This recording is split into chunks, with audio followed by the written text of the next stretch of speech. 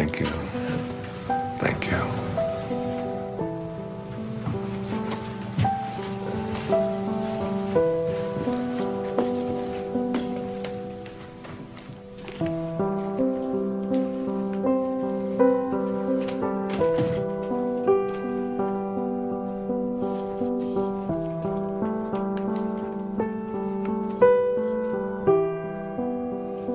Thoroughly unprepared, we take the step into the afternoon of life. Worse still, we take this step with the false presupposition that our truths and our ideals will serve us as hitherto. But we cannot live the afternoon of life according to the program of life's morning.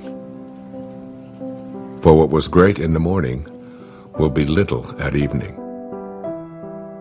And what in the morning was true, at evening will have become a lie.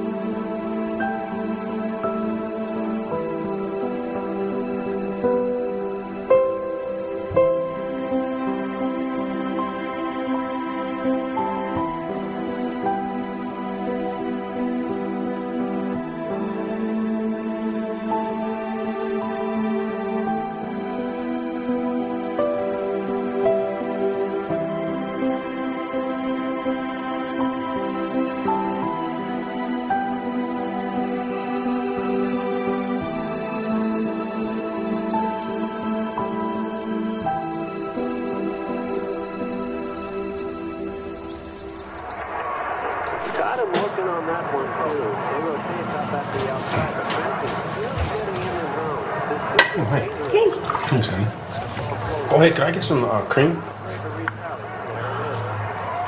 Sure. Sorry. You can see it there. Thanks.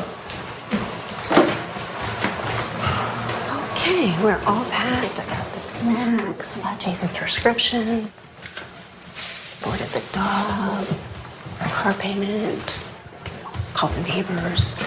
Hey, Jack.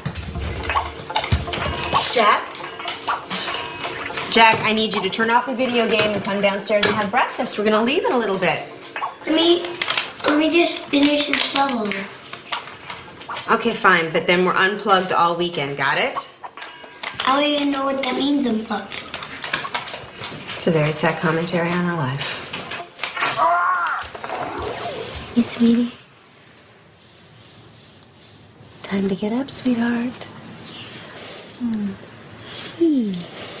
Is it tomorrow? It is tomorrow. It is, and we're gonna go on vacation, and we're gonna have so much fun, but we gotta miss the traffic, so let's get going. Gotta get up, monkey. Okay, off you go.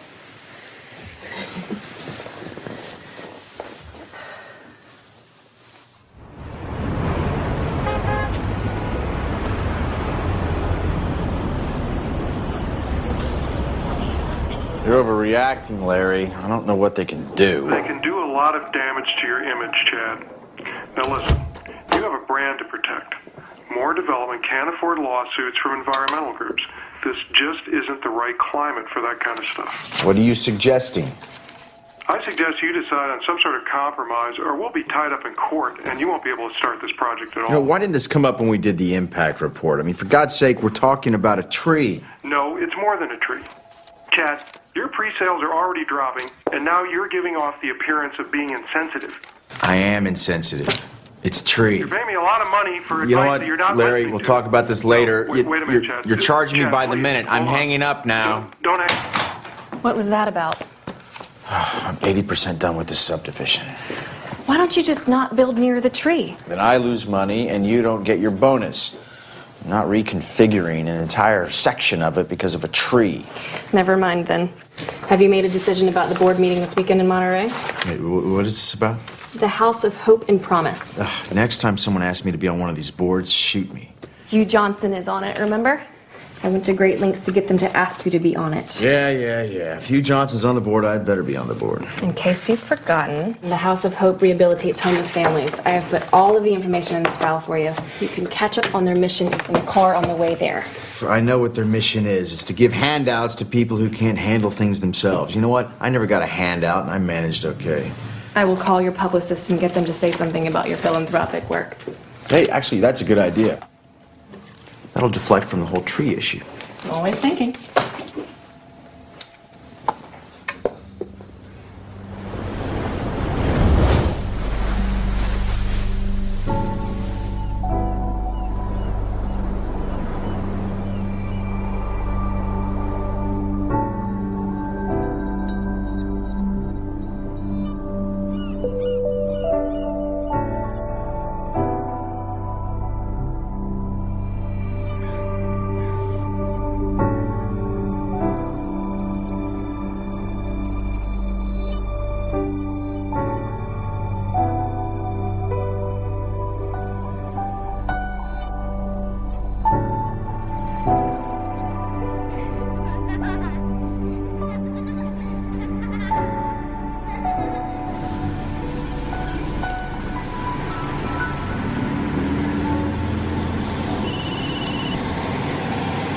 And I need to find where the director's cottage is, so.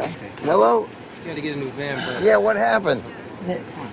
Well, it's kind of hard to hear you. The reception's shoddy up here. What do you mean they're reconsidering? You're kidding, right? Well, you're my agent.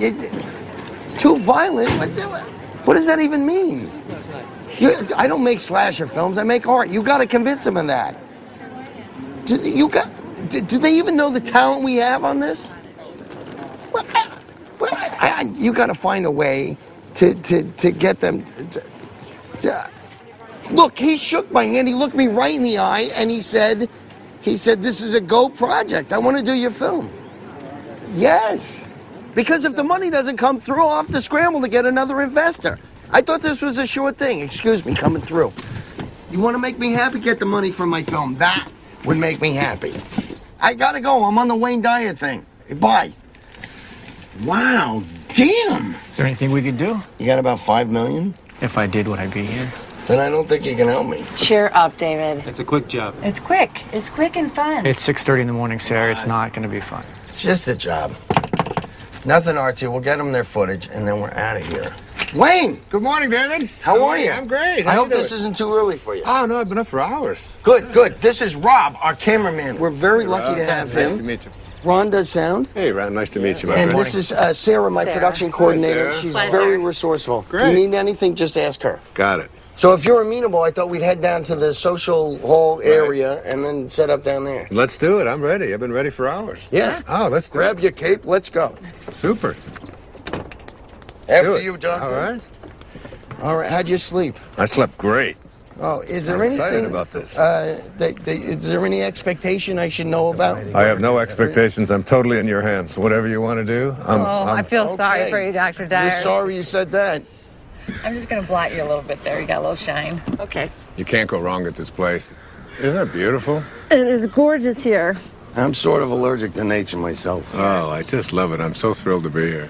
He looks good. You want less trees, more trees? How's that looking? Sure, that's fine. Do you know anything about the history of this place? Have you looked into it? Not really. We just go where they send us, you know? The guy who runs this is a fascinating guy. He was telling me about the history of it. I can't hear him. Really a magical place. It's Can you say that again? I'm sorry. It's a magical place. I got him. Back in 1913, Julia Morgan, she was an architect, Oh, right. and she designed this entire place. They set it up as a conference center for the Western Division of the YWCA, and they would hold all of their meetings here. And the name of the place, it's called a Silomar. You know, who knows what a Silomar is? And I was asking him, he said, well, a silo or a silio means refuge, and mar means sea. If we're good, we can start. That's interesting. Hear that, David? I heard it, together. yeah. This is a refuge by the sea, and it's just stunning. It's just so beautiful. I'm so That's excited great. to be here. Wayne, just so you know, tomorrow and the next day we'll just ask you questions and you go ahead and answer, and then we'll move locations and do more of the same. And I'll also be shooting some B-roll over the next couple of days. What again? B-roll? B-roll, like walk the and bees, talks you're and shooting the bees exercise. that are here. Listen, it's your vision. I'm open to anything. Whatever you see, I'm happy to go along with it. Well, I'm more of a technician on this one. Really? Well, you know what? You might find yourself learning something. Maybe. Well, I'm open to it. Great. Let's go ahead and roll camera. We're speeding. Sounds good. All right, Sarah, would you be kind enough to slate it? I would love to. You're going to slate me? I'm going to slate you. All right. Dr. Dyer, interview 1. Okay, Wayne, you came up here to write your latest book. Can you tell us a little bit about what you came up to write about? Yeah, I'd be happy to. One of the things that has intrigued me over the years is so many people coming up when I talk about purpose and finding meaning in their life is what is my purpose? How do I find it? It always seems to be eluding me. I can't seem to get there. I've always felt that the real purpose of life is just to be happy, to enjoy your life, to get to a place where you're not always trying to get someplace else. So many people spend their lives striving, trying to be someplace that they're not. They never get to arrive. One of the ways to understand about how to find your purpose in your life is to return to nature, to find your own nature. I wrote a book a few years back called Change Your Thoughts, Change Your Life, which was based upon the ancient teachings of Lao Tzu in a book called the Tao Te Ching. Lao Tzu reminds us that all being originates in non-being. Jesus put it this way in the New Testament: it's the spirit that gives life. That you didn't really come from your parents. You really, all of us came from this place called spirit. And when you showed up here in this world, you showed up here from a tiny little drop of human protoplasm, a speck, if you will, and everything that was in that little speck that became you, everything that you needed was in that tiny little speck. One of the most important metaphors that I ever use is that the first 9 months of your life, from the moment of your conception until the moment of your birth, everything was being handled for you. There was nothing for you to do. You don't get consumed with the color your eyes are going to be or what your body is going to look like. It's all taken care of for you. You just surrender. I call it a future pull. And it's pulling you in the direction of whatever it is that you were supposed to be. And to me, it's not too great a stretch to say if everything you needed for the physical journey was already handled in there, then why not everything for the rest of the journey as well? All of your purpose, it's in there. All of what your personality, it's in there. Everything that you were to be, not just the physical you, but everything, if you just let go and allow. And so we're born. And we look at this beautiful little creature. As parents, I have 8 children. I've seen it happen many times. And you look at this beautiful little child and you look at it and you say, great work, God. Great work. Couldn't be any better. We'll take over from here. And then we're surrounded by all these people, our family, our culture, wherever we go. And we begin to be told that we can't really trust in who we are. We have to trust in something outside of ourselves. So we're on a journey towards ambition. Once you begin to say, we'll take over from here, you introduce something, you just take this perfection and you just edge out the Creator. You edge God out. E-G-O. Ego. This ego is the part of us that starts to tell us who you are is not this perfect divine creation, this piece of God that you came from. It doesn't say that. It says who you are is what you have. It begins with things like our toys, and then our bank accounts, and then the possessions that we have. Before you know it, we begin to identify ourselves on the basis of our possessions. We begin to take on a set of beliefs about the more that I have, the more valuable I am as a person. And so we spend our lives taking these young children and immersing them in a culture that emphasizes more. It becomes almost a mantra of the ego.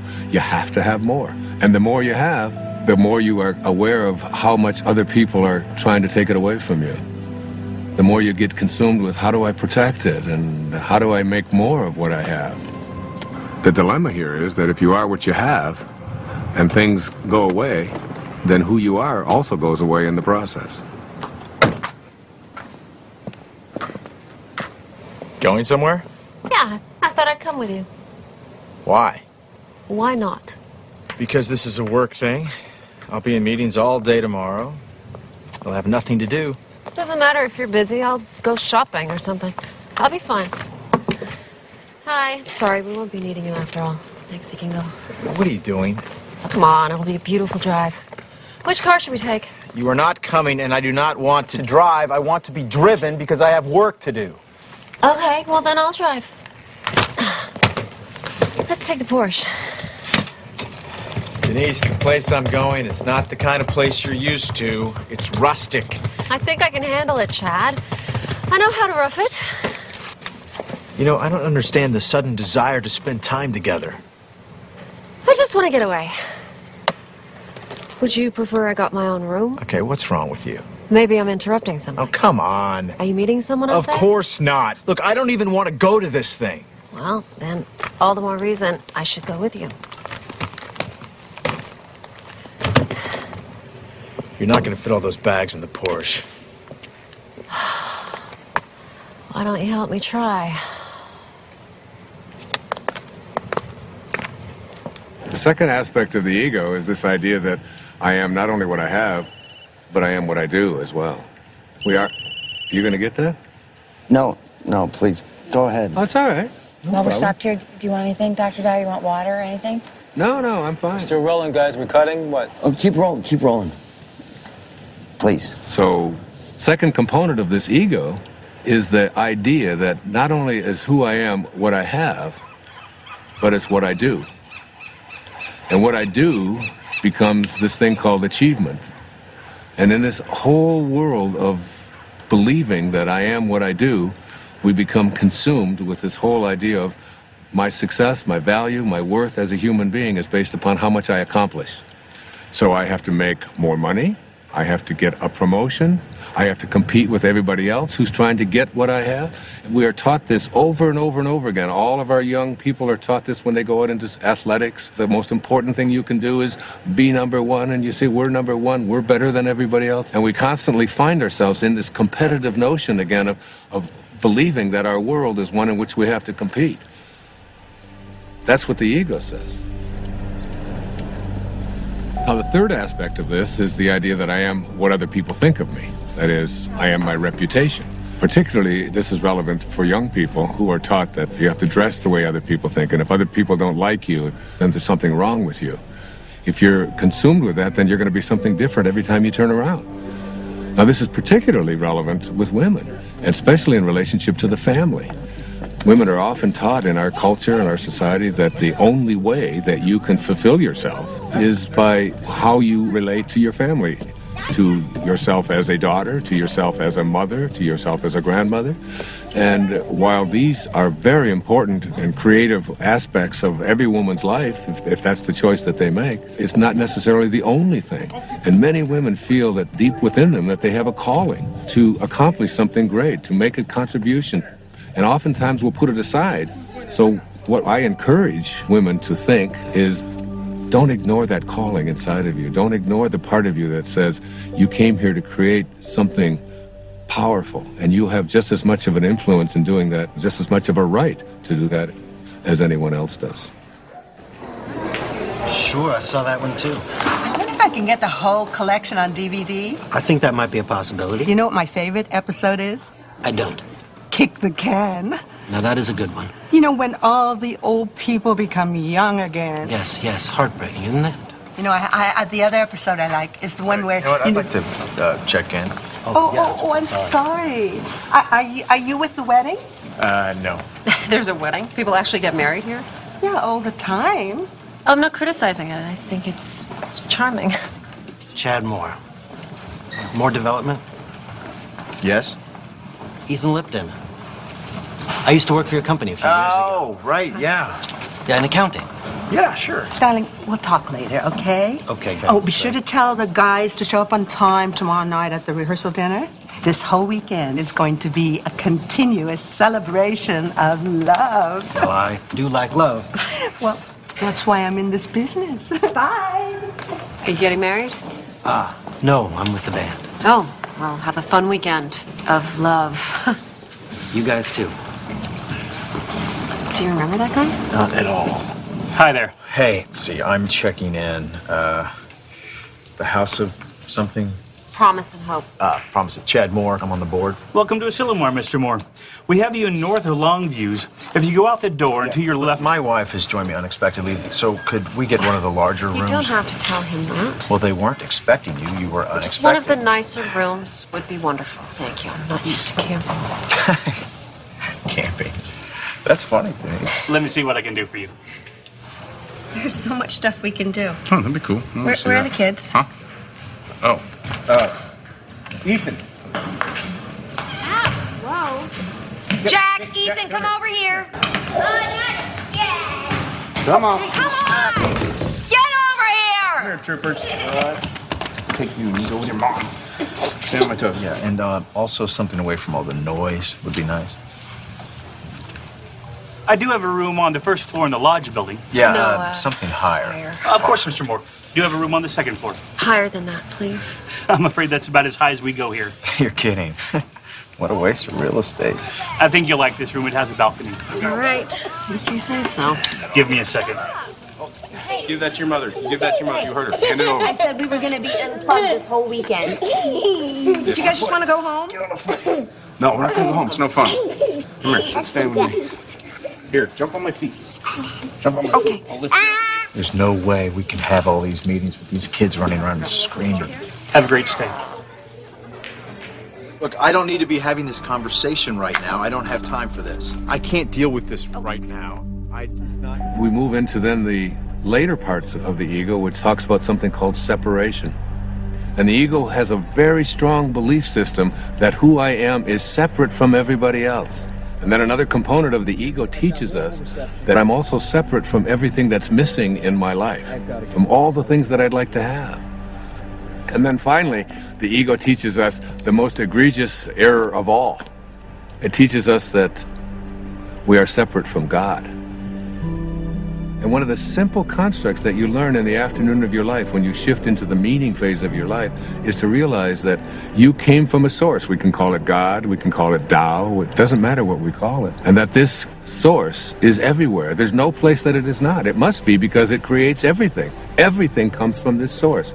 Then it must be in me. If there's no place that it's not, it must be in me. And if it must be in me, it must also be in whatever it is that I feel to be missing from my life.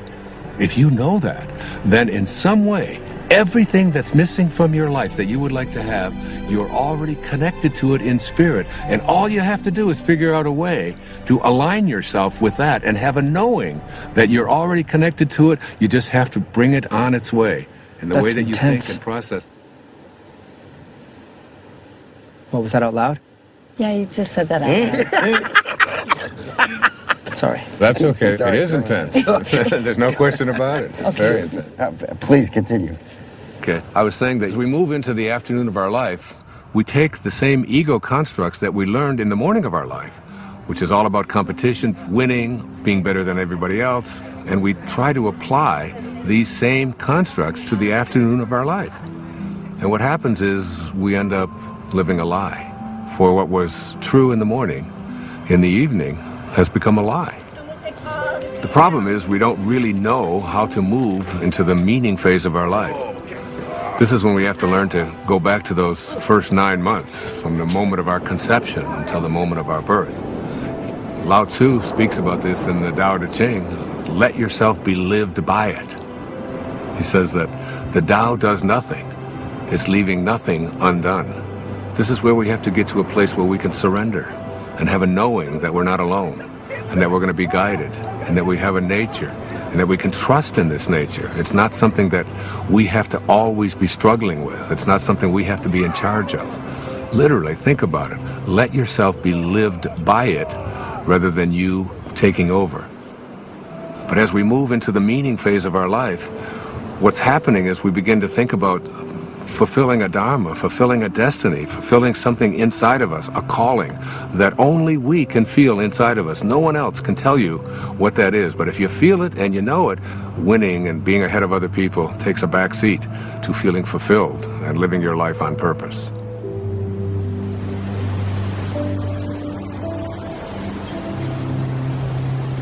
I'm coming to get you. No! Ethan! Don't throw sand!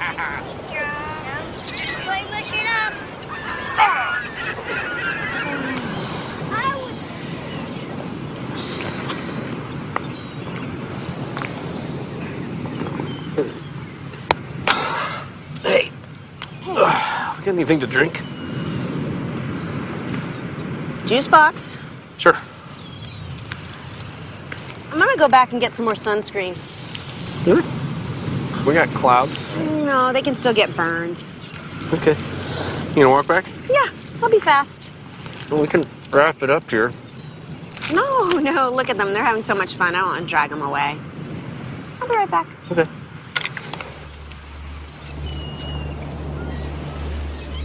You got some great stuff. Well, I think it was a good start. I think it really was. I think you're going to see this thing come together in some unexpected ways. You're going to be surprised. You really are. Directors don't like surprises. Well, you're in for some. Great.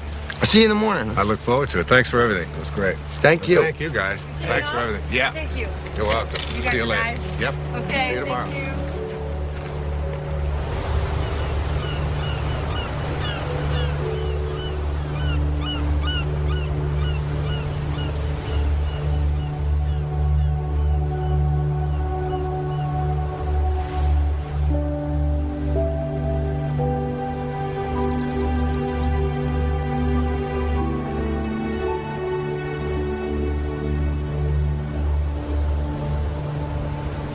Amazing, isn't it? Yes, it is. Looks like they're reaching for each other. Sorry? Well, the trees, it looks just like they're reaching for each other.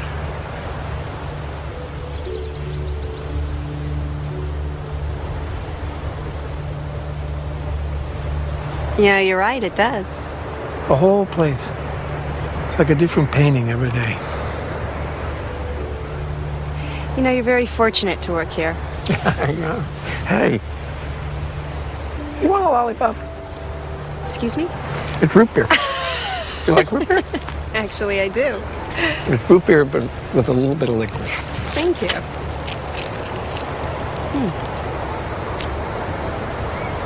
I like it.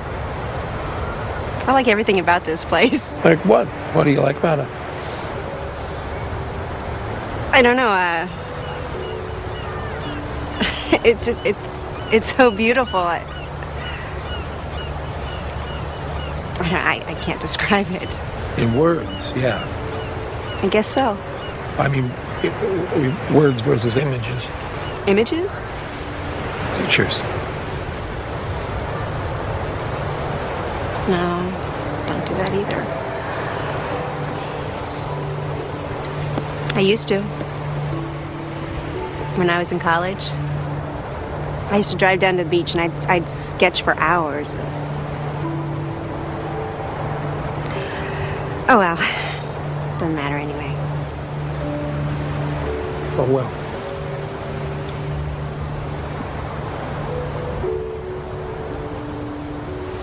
Hey, Mom. Where you been? What?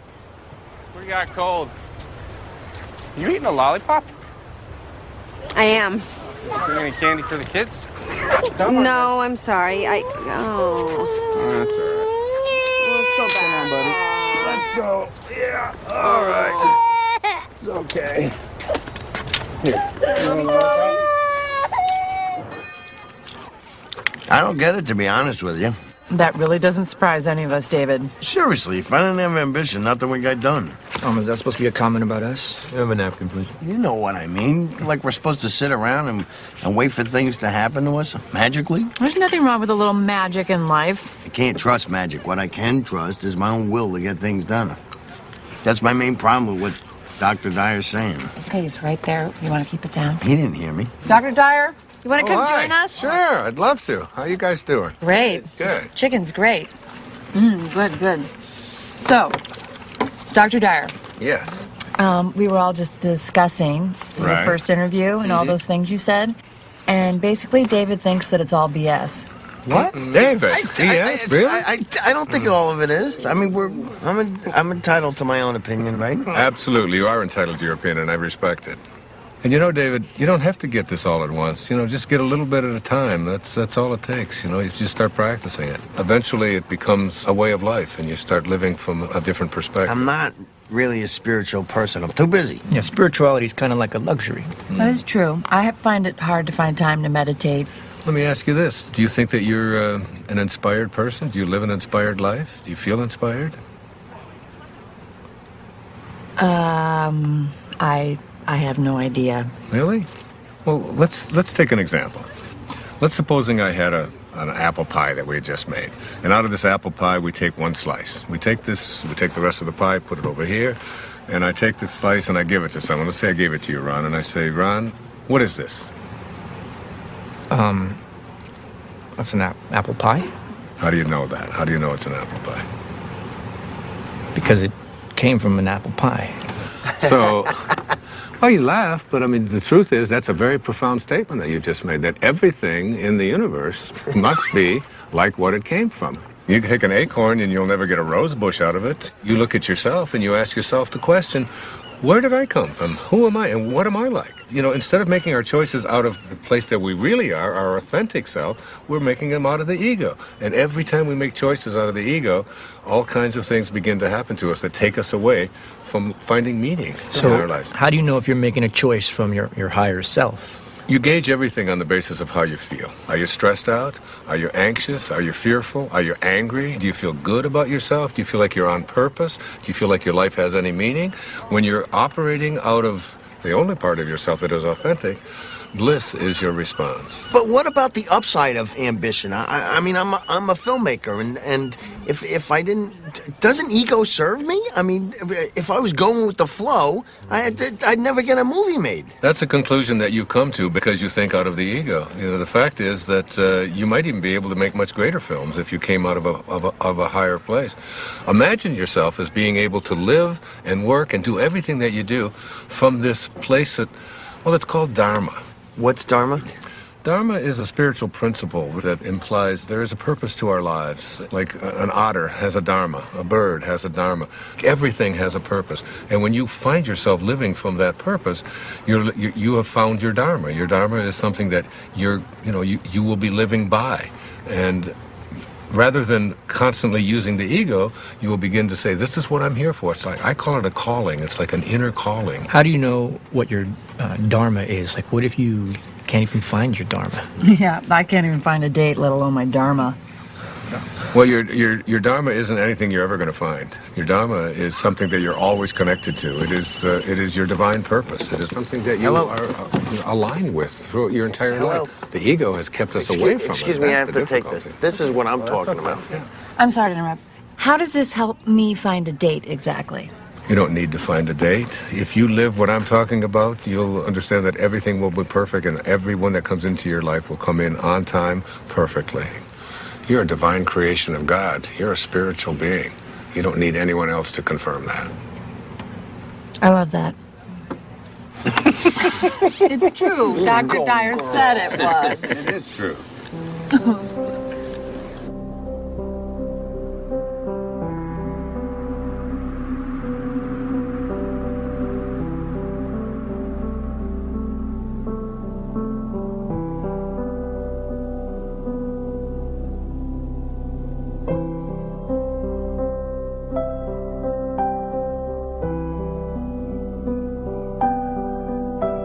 You know, I don't want you to think that I don't appreciate what you're saying. I do.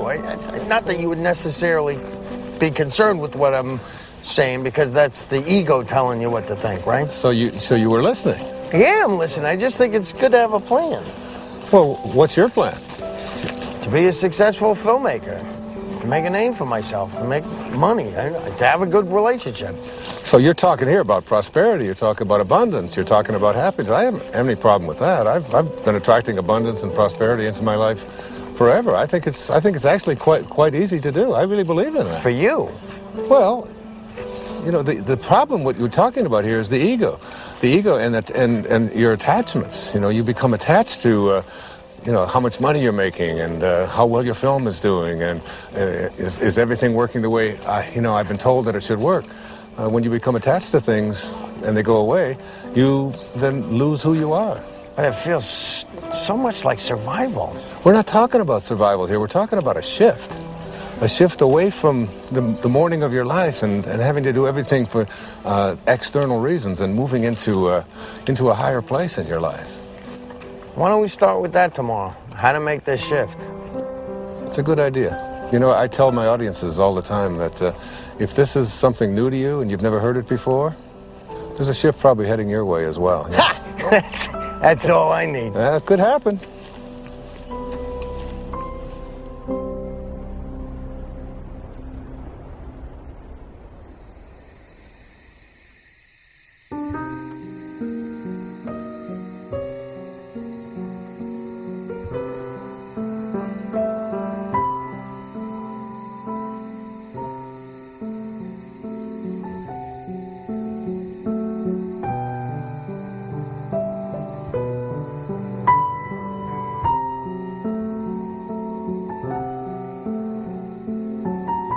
When great thinkers talk about union with God, there's this theme that comes through. It's about being in silence. When everyone else is asleep and there are no distractions, when you feel yourself alone with Source, this is the time when you are closest to Source. Being alone with Source is not just about feeling good, it's about a new awareness of my own divinity and what it's capable of achieving.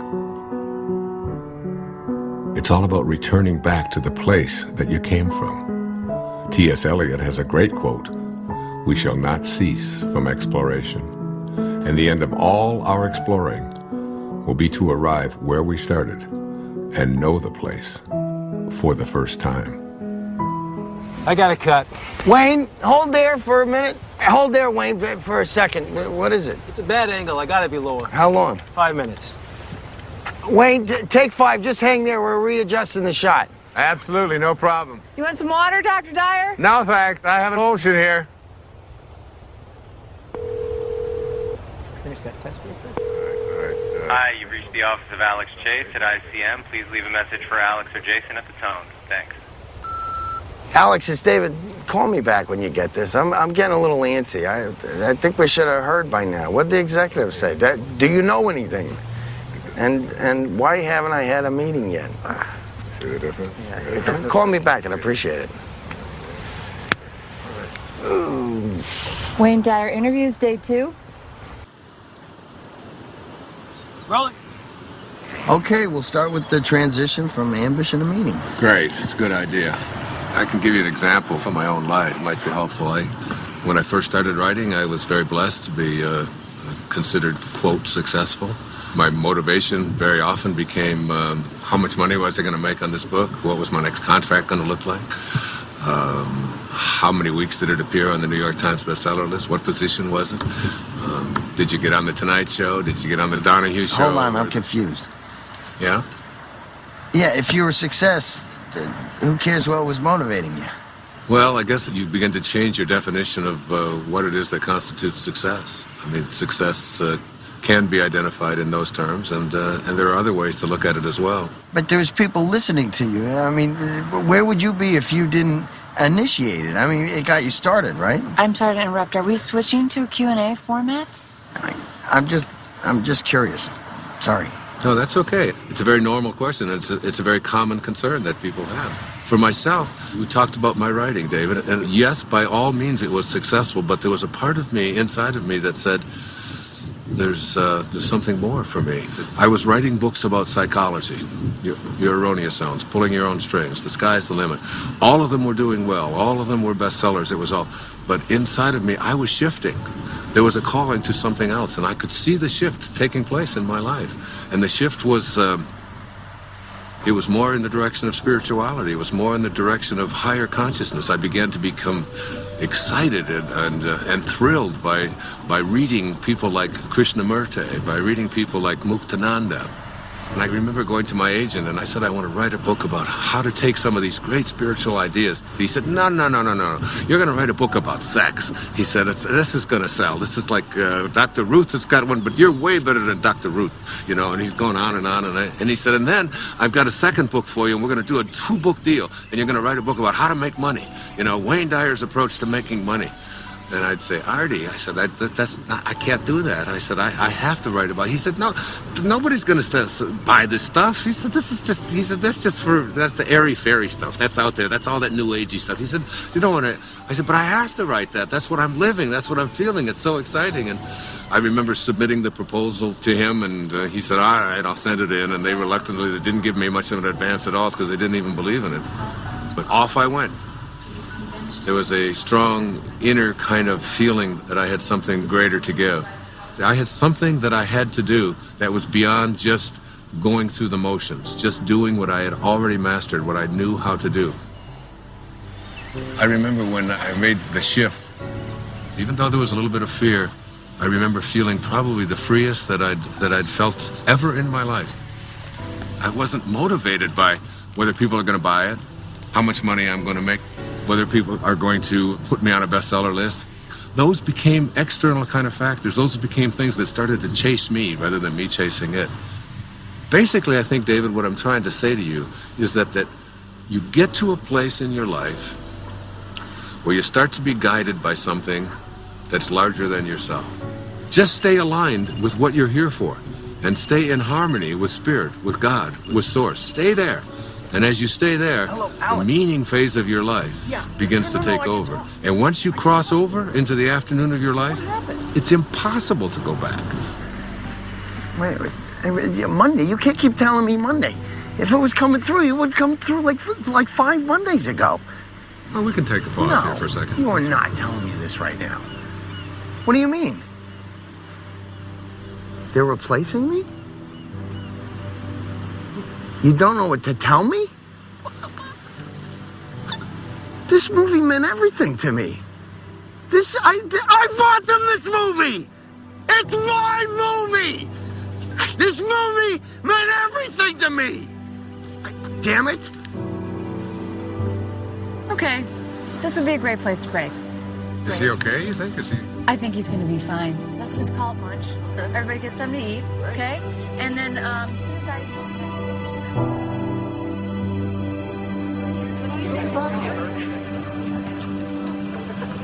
Lunch is 1/2 hour. If anybody is interested in the Marin County project, Hey, you up for a late game of golf? Oh, absolutely. Okay, I'll reserve it. Thanks. You know how long this meeting's going to last after lunch? I don't really know. I think they're saving some of the big items until the end. Like what? Well, they're $1 million down in the San Francisco project.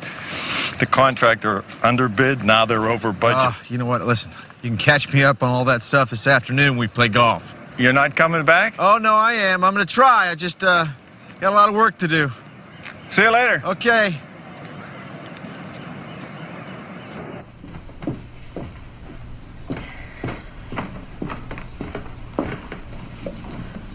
Good book? Not bad. I'm sort of a slow reader, but it's being patient with me. You said you worked for my husband? A long time ago. I don't think he remembers me. Oh, I think he remembers you. Well, he let a bunch of us go all at once, because, he needed to scale back. Sorry about that. Hey, it's okay, truly. It's one of the best things that ever happened to me. I needed to try some different things, pursue some other avenues. Like your music? Like my music, yeah. Well, it sounds like your story has a happy ending. Not yet, I hope. No. Don't rush me now. No, that's not what I meant. I meant you seem happy. Well. Hey, you know what? You and Chad ought to come to this party that we're playing at tonight. Oh, thanks anyway. Yeah, come on. It's supposed to be a continuous celebration of love. Isn't that what she called it? Oh, yes, I think she did. Okay, so you guys have to be there to help us continuously celebrate. I can't crash a party. I just invited you. You can't invite us. Too late. Sorry. Happened. No. Thanks, though. I'll see you around. Okay. Wear something comfortable.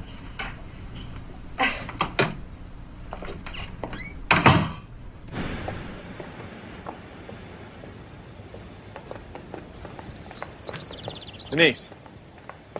Denise. Hey, slow down. Stop! Oh, hi. Why didn't you stop? I didn't see you there. Where are you going? I was going into town. I thought you were in meetings all day. I was. But, I'm bored. Yeah, well, if Hugh Johnson can do it, you can do it.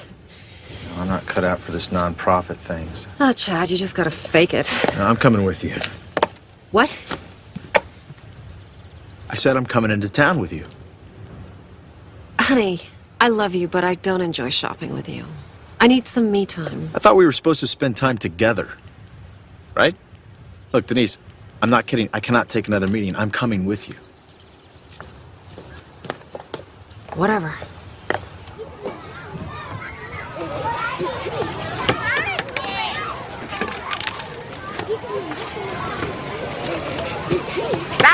Hey! Guys! Stop it! Take it over there or you're gonna lose the water guns. Oh, they got you all wet. Oh, it's no big deal. It's just water. Water is soft. Don't give it another thought. It's great. I am so sorry. Don't be sorry. I got 8 kids of my own. I've got grandchildren. You know, these things happen. Things get messy once in a while. It's fun. Well, thank you. That makes me feel a little bit better. I always see it as an opportunity to sort of practice what I call non-interference. Oh, I wish I could do that. Oh, you can. Of course you can. Really? I mean, I'm their mother. Isn't that a little irresponsible? I don't see it as irresponsible at all. I think parenting is not about having children lean on you. It's about making leaning unnecessary. Yeah, they've got a compass. Let them follow their own compass. What would I do with myself if I wasn't interfering? Oh, I don't know. Do you ever think about music or art or something like that? How'd you know? Know what? Nothing. Thank you. It was really, really nice talking to you. Well, you too. God bless you. Namaste. Namaste. All right, guys, come on. Time for lunch. I don't want to eat. Me either. Before the ants eat them. Just come and eat when you're hungry. I'm thirsty.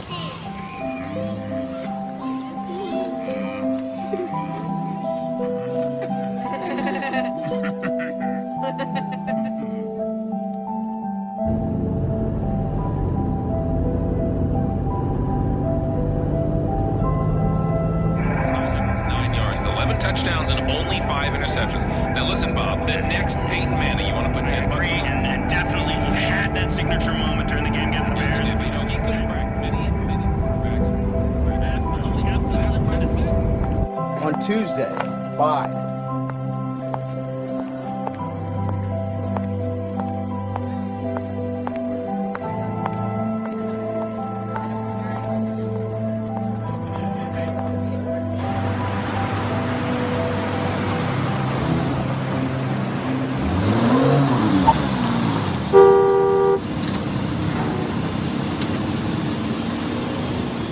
I think I'll return that dress.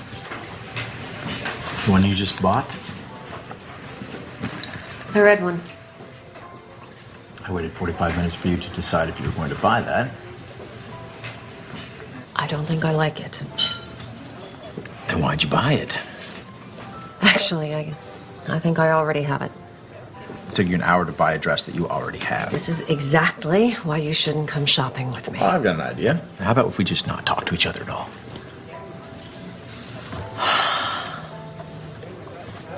Jesus, Chad.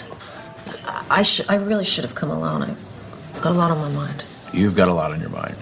What could you possibly have on your mind? All right. I wasn't going to tell you this until tonight, but...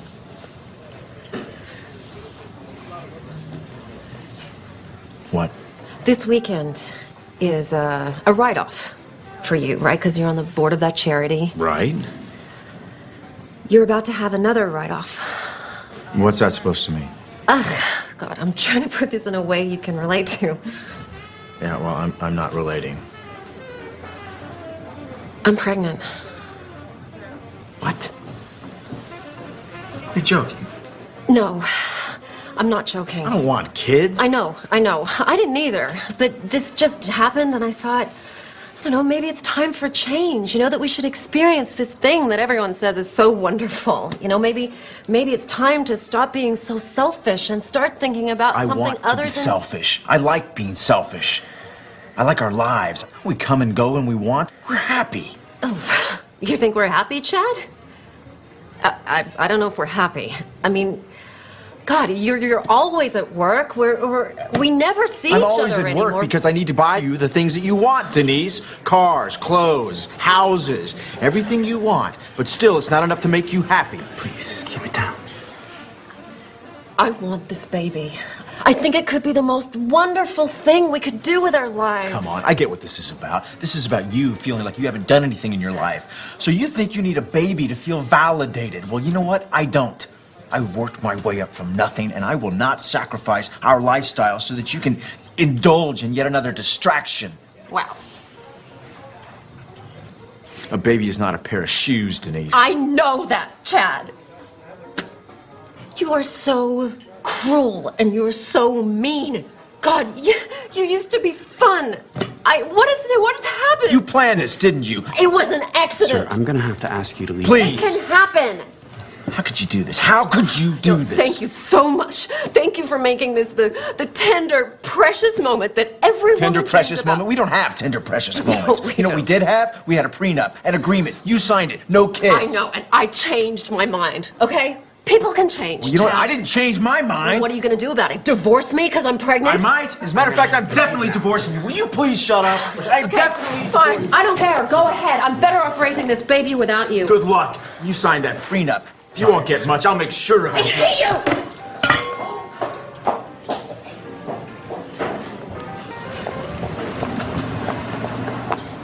you! Sir. I'm fine. I still need I'm you. fine. Sir, I'm still gonna have to ask you to leave. Oh, I'm leaving. Don't worry about paying. No, I am definitely paying for this meal. Please, sir, it's not necessary. Oh, she's got my wallet. Hey! You took my wallet, you kleptomaniac! You left it in the room, you moron! I'm calling my lawyer. I'm calling my lawyer right now. Really? How are you gonna do that without your precious phone?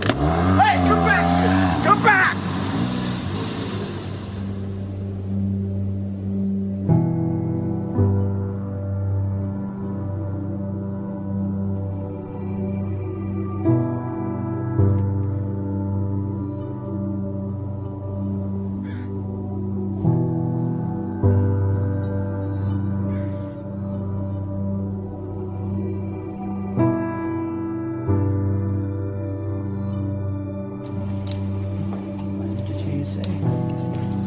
Testing. 1, 2, 3. Can you hear me? Great. Okay. Dave. You guys have been being in the cold, Dave. huh? It is. You want to stay with the same frame size, right? Yeah, sure. Okay, guys. Ready. Okay. Crossing. Okay, Wayne, can you just shift your chair just a tiny... Sure. Thank you. Oh, perfect. Okay. Perfect. Okay, so we good? We are good. All right. David. We're rolling. David? David, why don't we take it from where Wayne was talking about the shift? We can just continue from there. Sounds good to me. Okay, this shift, this movement from ambition to meaning, from the morning to the afternoon of your life, generally it's preceded by what we call a quantum moment. Sounds strange, perhaps, to use a term like that, but quantum moment really refers to the characteristics of what it is like when you have what Maslow called a peak experience. The first of these qualities, there's 4 of them. The first of them is that it's very vivid. The second quality or characteristic of these quantum moments is that it's a surprise. And the third characteristic of these quantum moments is that they are benevolent. They always feel good. The fourth and final quality is that it's enduring. That is, it isn't just something that comes and then goes and it's out the window. It lasts with you forever. For example, I left drinking behind in my life 21 years ago. And I couldn't even imagine that I could have given it up because I'd always had 2 or 3 beers every single day for the previous 10, 15, 20 years. I couldn't even remember a day when I hadn't. And I knew that I had to make that change. And it was 4:05 a.m. in the morning. I could remember the clock when it turned. I woke up, and there was like a breeze in the room, something that I've never experienced before. The smell of roses. This was 21 years ago now. I can tell you what was hanging on the closet, the hook that I had there. On the mirror there, I had a cartoon that I had there. I can still see that thing exactly as if it happened this morning. The vividness of this is something that I've never, ever been able to forget. I can remember how surprised I was at what was happening at that time. It was almost as if some kind of force had taken over, and I was just amazed by it. So if you're lucky this happens to you? David, it has nothing to do with luck. It's like when the moment is right, when you are in a different state, in a different place in your life, exactly what is supposed to happen will happen for you. The low points in your own life, these times when you think that nothing could go any worse, oftentimes are the things that we need to propel ourselves to a higher place. Let me give you an example. The night before that moment that I just described to you, I had taken my entire family, 5 children, and my wife, and we had all gone to this restaurant. And like I always did, every single time I went to a restaurant, I ordered not just 1 beer, but 2. And that was so that in case the waiter wasn't there when I wanted my second one, I would be able to have it. And the waiter said to me, "Oh, excuse me, sir." He said, "I'm sorry, but I can't serve you alcohol." And I said, "Why?" He said, "Well, last night one of our waiters served someone who was underage, and we had our license suspended." I said, "Come on, we're getting out of here." And I made each one of my children get up, get back into the car, strapped into their car seats and so on. My wife, who, God knows, had so much to do, and it was such a hardship for her. But it didn't seem to matter to me at that time, because I wanted to have my beers, and I was making myself more important than everyone else. And we drove off and went to another restaurant. And I can remember thinking that night as I went to sleep how ashamed I was. My wife tried to talk to me a little bit about it, but I would have none of it. I was right, and that's just what the ego always makes you. It makes you right. And that night, that experience that I had at 4:05 a.m. the next day, not only did it get me off of alcohol, it probably saved my life. It transformed my life in so many different ways. And it was all because I was open to it. You don't believe that? Sounds like more sitting around until some sort of epiphany comes to you. It's not about waiting around. You know, in the Tao, one of the great lessons that I learned is that it teaches us how to be soft, how to be flexible, how to not be always in control. One of the great teachings of the Tao says that let yourself be lived by it. But you didn't do anything. That's the whole point. That's the place you want to get to, where you just allow. In the recovery movement, it's called letting go and letting God. Allowing this source that is always flowing through each and every one of us to do and perform its magic. And that magic will always work in our best interest if we just surrender to it. If you could just stop interfering in your own life and just let yourself be done. If you can get to that place, nothing will be left undone. Everything that you need will be there for you.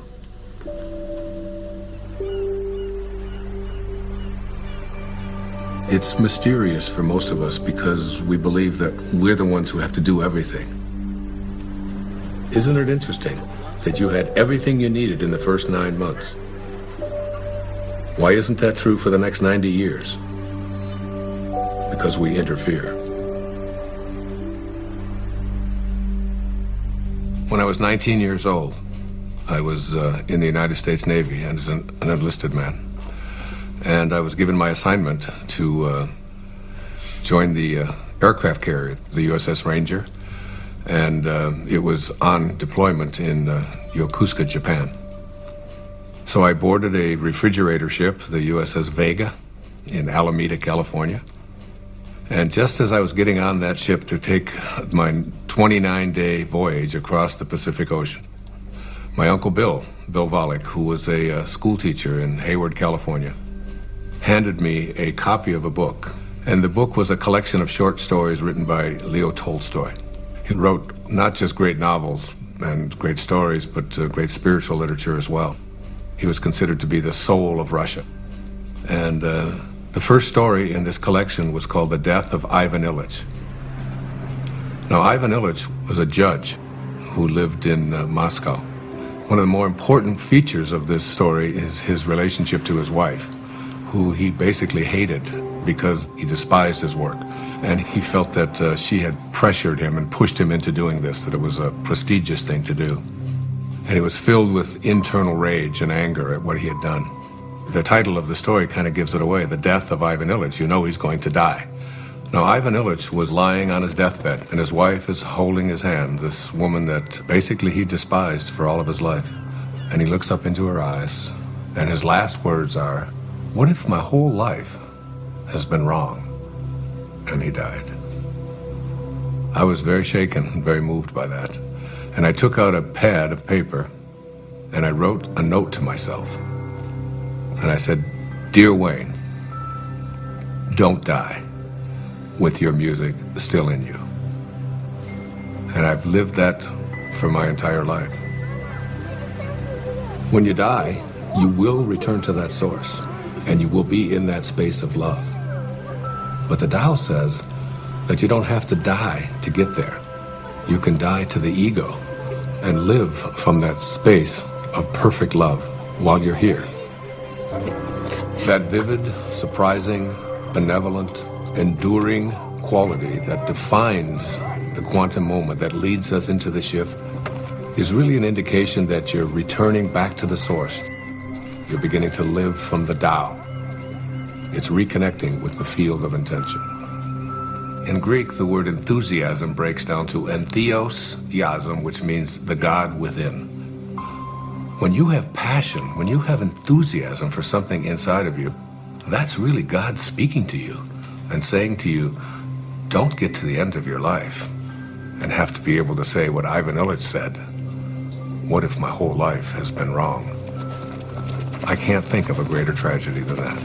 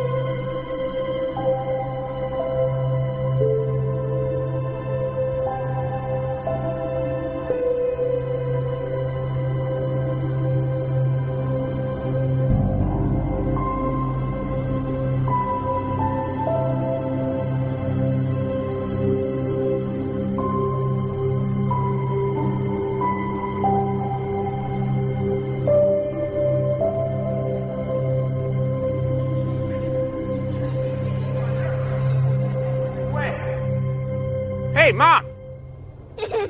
What? What is it? Where's the mom? Where'd you go? I'm sorry. It's just... It's so beautiful. I was imagining how I'd paint these trees. You don't put paint on trees. Oh, no, honey. It's, like make a painting of it. You know, like you make a picture in school? Mom, you're not a painter. I haven't seen you paint anything. All right. Next one to that rock up there. Wiz, go! Go! Let's go get him. Let's go get him. Go, Wiz, come on! What are you doing? I'm losing.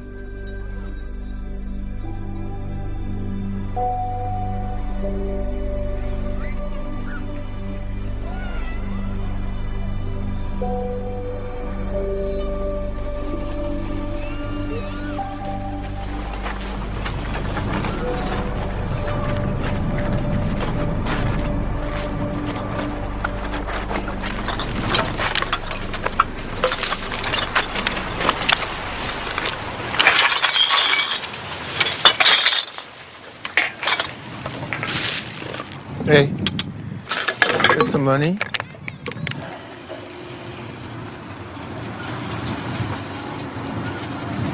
God bless you. What? I said, God bless you. Why would you say that? I didn't even give you any money. You got any money? Not at the moment. What do you? Need to call a cab. Hey, here you go. It should help you. Thanks. Wouldn't happen to have a cell phone in there, would you?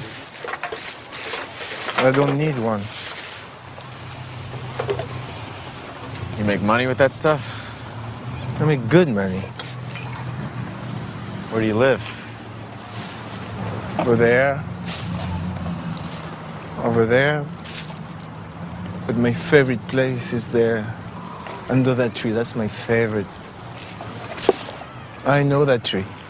We are friends. It's a good one, huh? You know what you gotta do? Get some of these bottles, and you can make some money. There's a machine down there. You put the bottles in, and you make some money. Thanks. Maybe I can save up for a cell phone.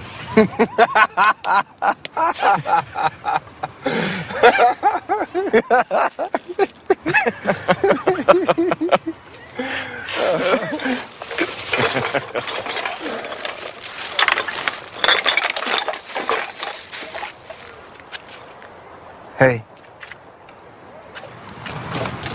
do you have some money?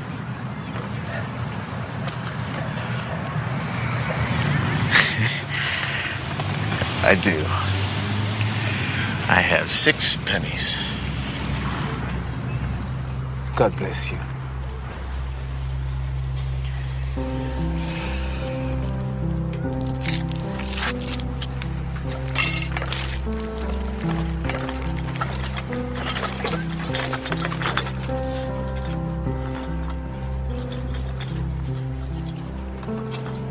Synchronicities. It's like a collaboration with fate. All of that becomes the norm, and the ego is no longer the driving force in your life.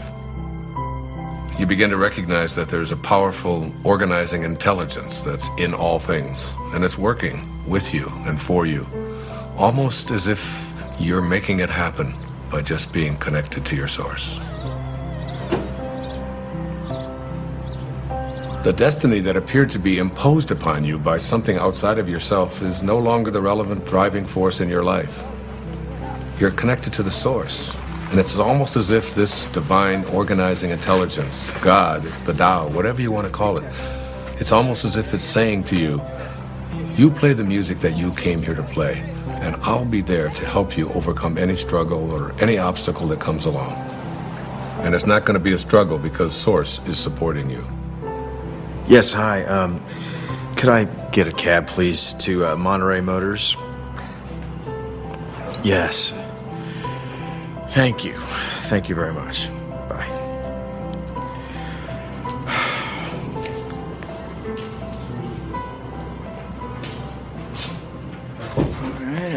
I can't stop thinking about what you said about a destiny being imposed upon you.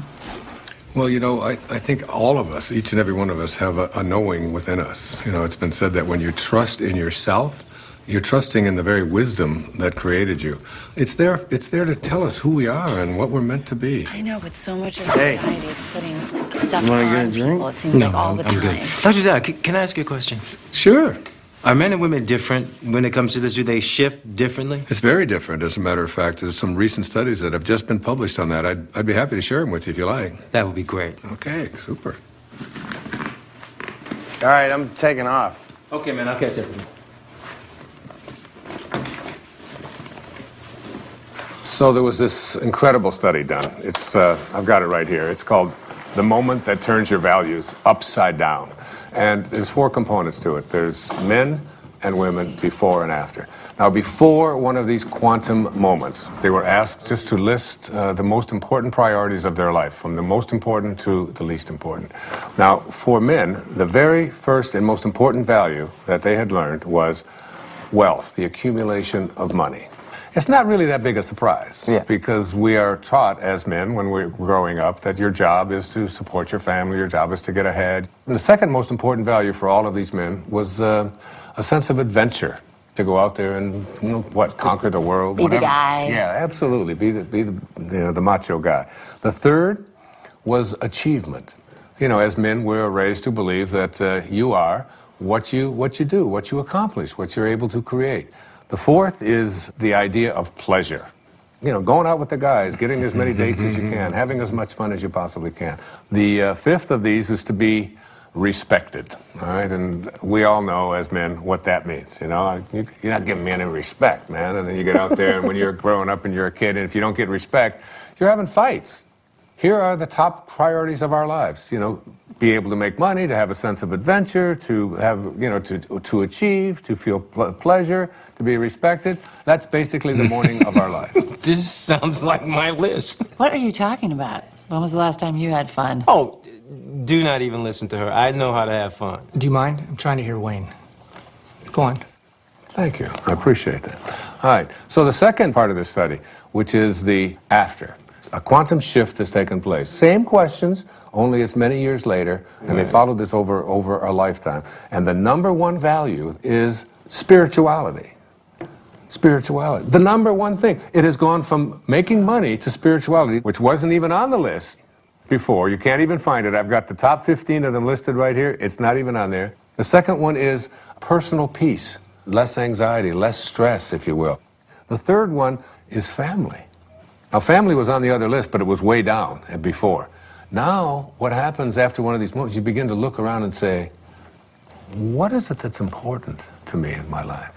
And then the next is God's will. This is the one that says, I have a sense of purpose. And then honesty is the fifth quality. Not just honest that I don't steal, but how honest am I as a man, you know, with my feelings, with yeah, that's exactly right, you know. Those are the top qualities for men. So there's the before and there's the after. You can see what a significant change this is, what a shift has taken place here. Hey, everybody. Hello.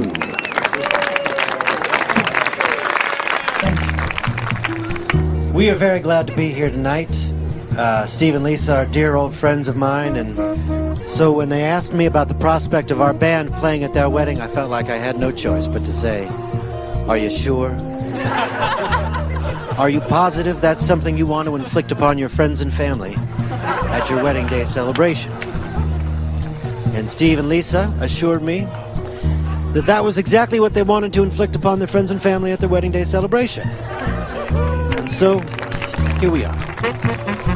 You need a bossy man to love you, a bossy man to hold you close, a bossy man to dress and care for you, a bossy man to take control. You need a man with all the answers, a bossy man who run the show, a bossy man, he pays for everything, he never says I do not know.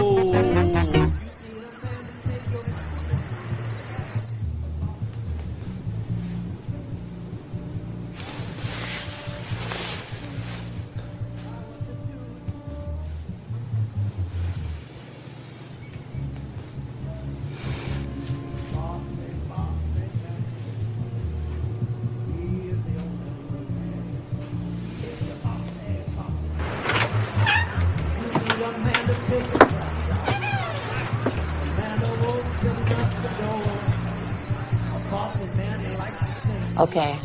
I know what you're going to ask. I can already tell. Yeah. What's the deal with the women? Bring it on. For women, it's even more astonishing. Before one of these quantum moments, the number one value is family. And it's not surprising because women are kind of raised in our society, in our culture, to be a good mother, to be a good daughter, to support your family, to take care of your children, and so on. The second one, which may surprise you, was a sense of independence, of feeling as if I would like to feel independent. See, women are very conflicted. Yeah, makes sense. The third was career. Now, very often, women never even felt that they had a right to go for a career because they were obligated to be taking care of their family. And this is not a put-down of that at all. What we're saying here is that there's something more. The fourth quality for women was fitting in, having to be like everybody else and so on. Yeah. And then finally, attractiveness. And this became not just like it's nice to look nice, but My whole values are, and how do I look, and where do we get this? You know what? That is so scary when you break it down like that, because where is it that we learn as women we're supposed to be pleasing everybody else all the time? Well, go on the newsstand. You know, all you see are magazines with pictures of girls with waists this big and, you know, with implants. Lots of emphasis on makeup, having the right labels, carrying the right bags, and so on. So these became the top qualities or characteristics or values for women before one of these shifts. Well, I hope the after list is better. Their values shift dramatically.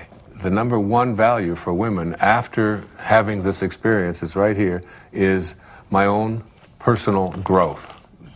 Now remember, before it was like taking care of everybody else, doing the right thing, fitting in, and now it's all of a sudden, how am I growing as a human being? How do I feel about myself? The second is a sense of self-esteem. Am I worth anything? How do I feel about myself? Am I a valuable human being? The third one is spirituality. My sense of my connectedness to something bigger and greater than myself.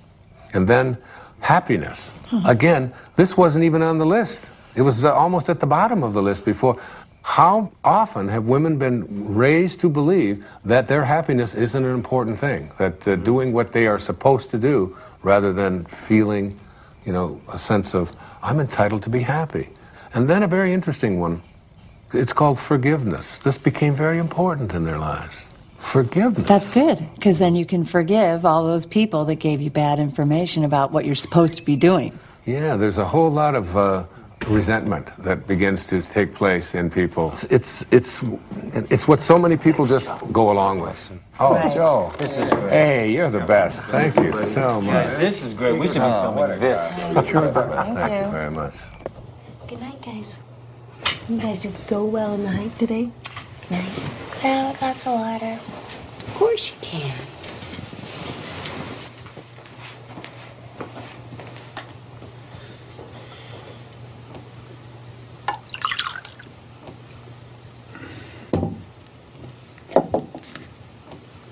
Jason, what's this?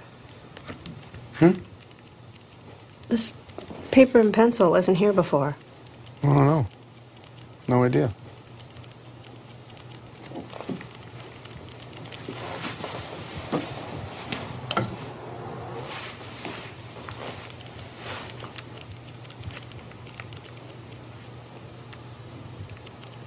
Jason?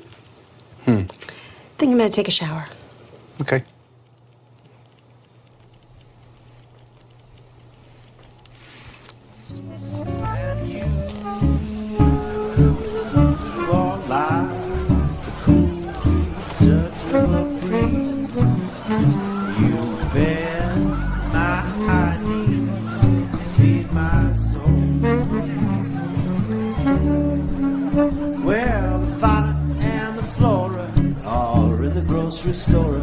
Someone's getting rascally and spry. Fauna says to Flora, I really do adore ya. Flora says, I know, tell me why.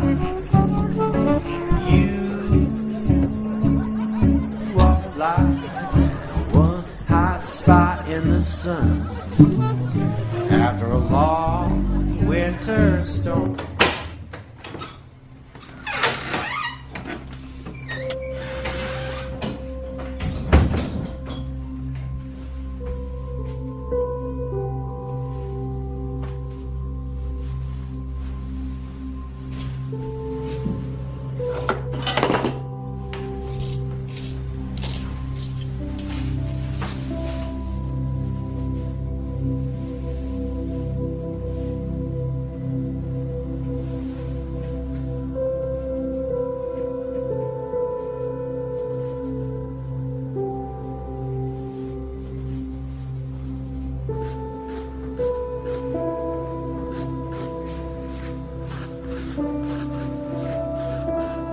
I don't know, would you guys like to hear? I think maybe the only true miracle that ever happened to me in my life. A real miracle? Yeah, it was an authentic miracle for me. It was a healing that took place that I still can't explain. So it was in the year 2000, and I had taken a group of 25 people on a spiritual tour to Assisi. I've made several visits there. In fact, I wrote an entire book called There's a Spiritual Solution to Every Problem, based upon the prayer of St. Francis. And I lectured for a couple of hours about it, and we all had visited the places where St. Francis had lived and performed so many of his miracles.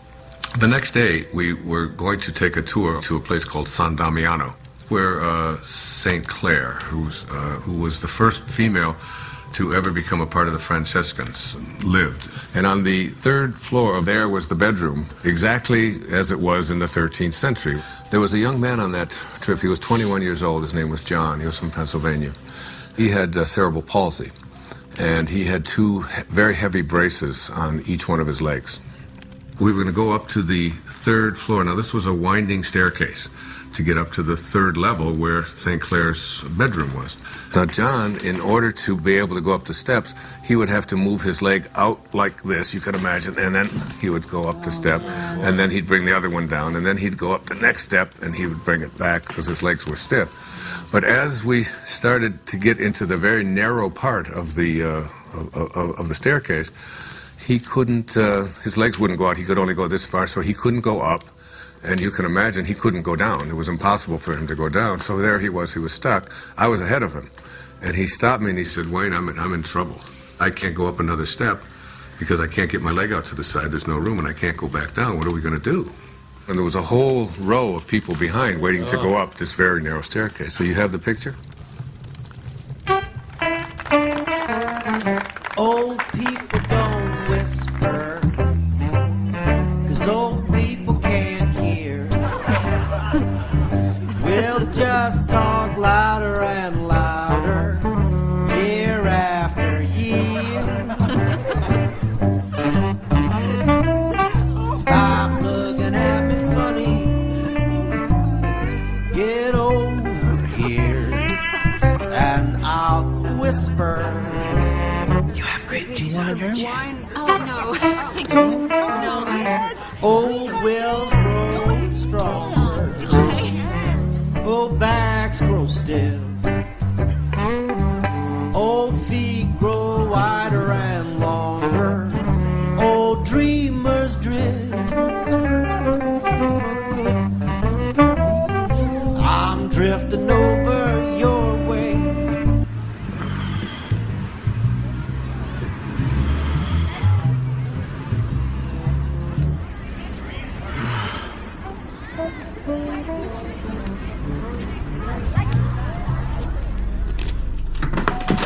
Denise?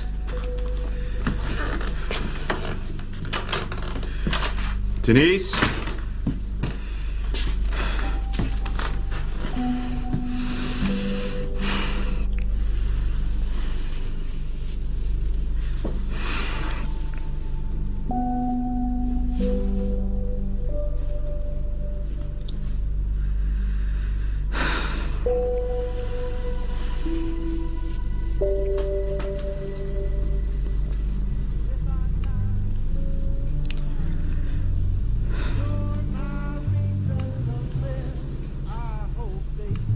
So I said to him, without even thinking, John, what I want you to do is just strap yourself on over my back and put your arms around my neck and just lean over and I will carry you up these steps.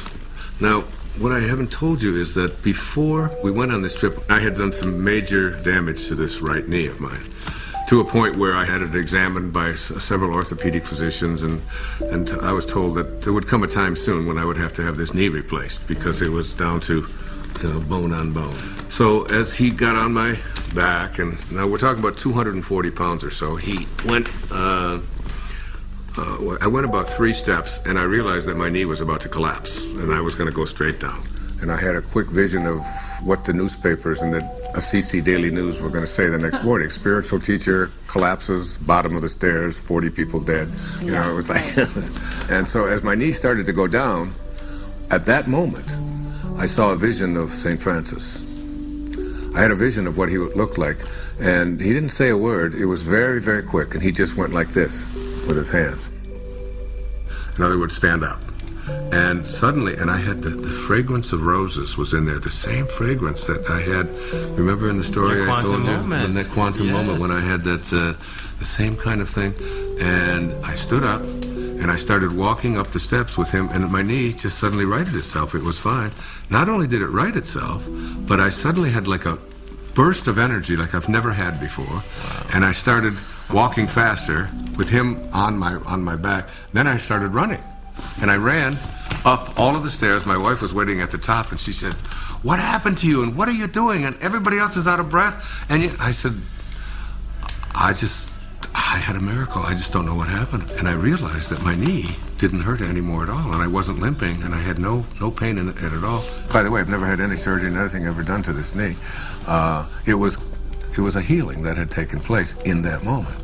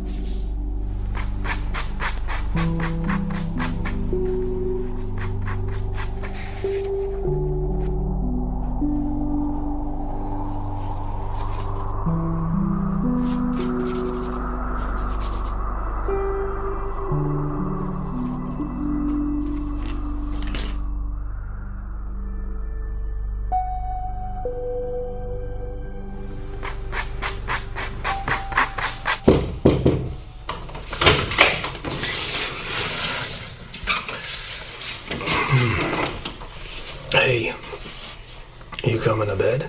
Yeah, I'll be there in a minute. What you been doing? Oh. I thought you were gonna take a shower. I did. And your clothes? I was going to, and then I got distracted. Huh. What you been doing? Nothing. Are you alright? What do you mean? Well, you just seemed a little checked out today. Just wondering if anything was wrong, or... No, I'm fine. Don't worry. I'm a little worried. No. Can I look? Jason, no. Quinn, I just want to look at him. Jason. I love what you do. I just wanted to look. Can you please go? Quinn, I just want to Just go. Please? No. You know, really, you're not very good anyways. Really, don't bother. Don't bother.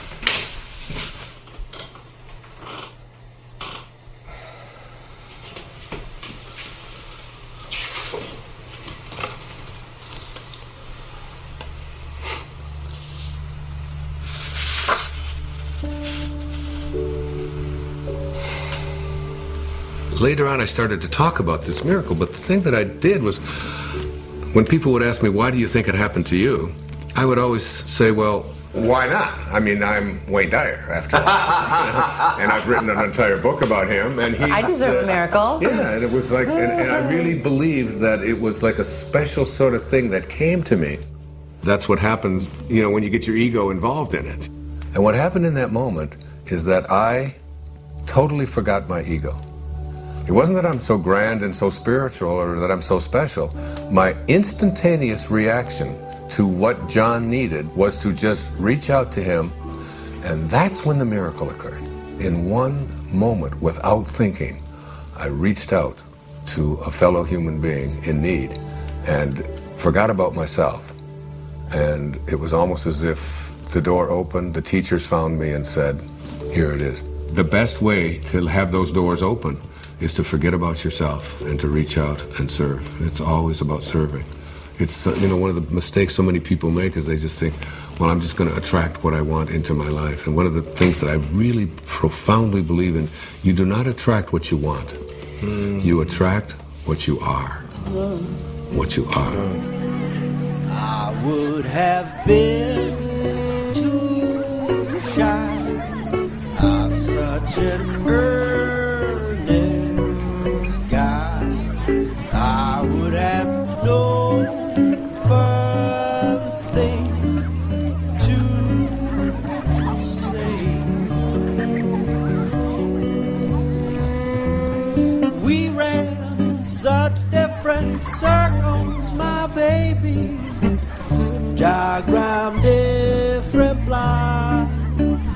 Now we gaze at the moon out the window. Denise, come here. Sorry, I'm so sorry. I should never have done this. Hey, look at me. Look at me. It's okay. No, it's not okay. It's not okay. Everything's going to be okay. Everything's going to be fine. No, you didn't do anything. I knew you felt it. I did this. I did this more than you. Listen to me. I'm sorry. I love you. I love you so much. Then the stars It's gonna be okay. must have been our time. We found true love while staying at home.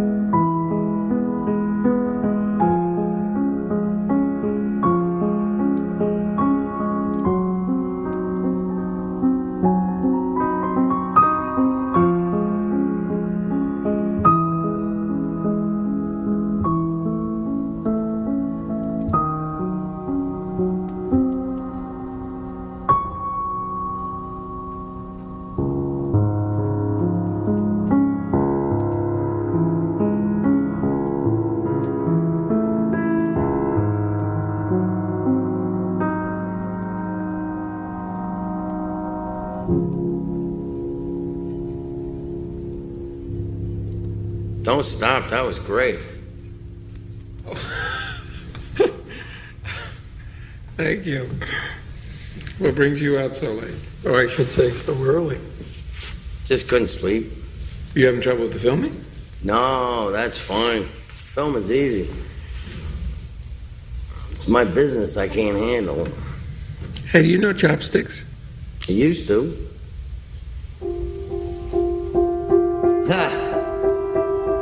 Makes me think of being a kid. When I was idealistic. Back when I thought I'd make a name for myself. Oh, hey, don't say that. You have a name. More like a household name. More like Scorsese or Tarantino. Well, hang in there. Anything can happen. Why does it have to be so hard? One minute I have the funding to make my movie. The next I don't. Can't get the money without the talent. Can't get the talent without the money. And then they pulled it all out from under me. I don't own it anymore. Seriously thinking career change. That's a good sign. What is? You're giving up. That's good. How do you figure? You can't force these things. Right. And again with the magic thing. What's the magic? What's that? You know, I don't know why I'm telling this to the janitor or whatever you are. I do a lot of things around here. Believe me. Play a damn good piano, though. You should think about doing that full time.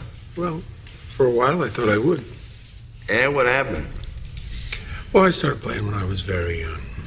I was a natural. And then I got older and I became more aware of people watching me play. And then I started to play more for them than for myself. And then I got very scared that I would disappoint them.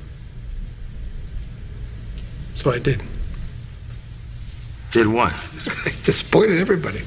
I would be very clever. I'd go to a recital and I would just play a couple wrong notes on purpose as a test to see if they would still love me the same way.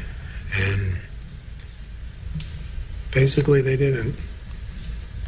It was a long time before I touched a piano, which is it's crazy when I think of how much I enjoy playing. Yeah, I was just thinking that. This would sit for years. I wouldn't touch it. I wouldn't even notice it. But you're a piano player. I don't get it. You don't get that?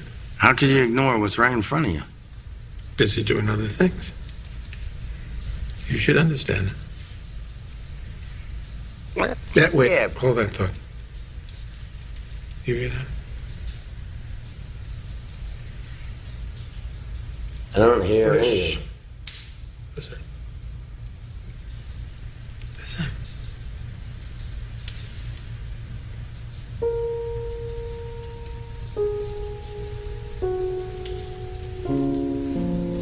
That's nice. I like that. I like that too. You making that up? Yeah. Well, no, sort of, yeah, mostly now. What? It's just something I could do. Make music, you mean? No, I can't.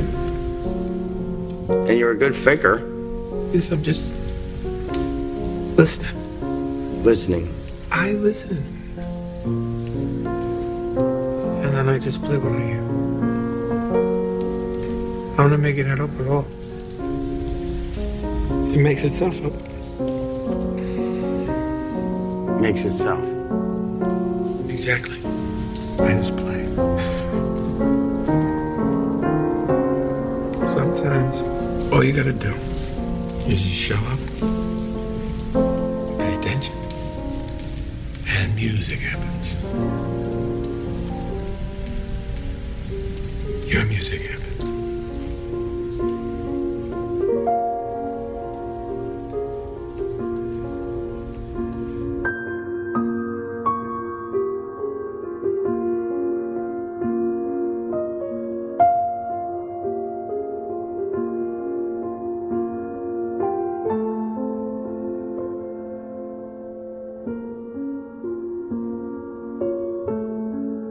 Whatever you're looking for in your life is there for you. It will show up where and when it's needed. It's always in your mind. Whatever you need to complete this project, whatever you need to create, it's all there. You can prepare and then let go. It's an easy trusting that everything will happen perfectly.